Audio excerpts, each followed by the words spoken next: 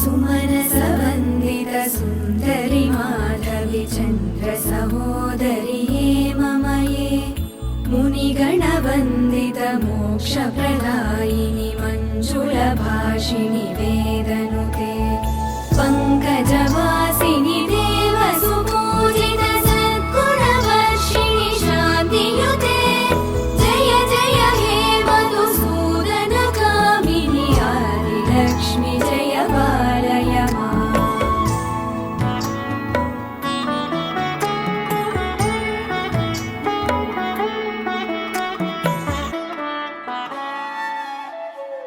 अयि कलिकल्मषनाशिनि कामिनि वैदिकरूपिणि वेदमये क्षीरसमुद्भव मङ्गलरूपिणि मन्त्रनिवासिनि मन्त्रनुते मङ्गलदायिनि अम्बुजवासिनि देवगणाश्रित पादयुते जय जय हे मधुसूदन कामिनि धान्यलक्ष्मि जय पालय माम्।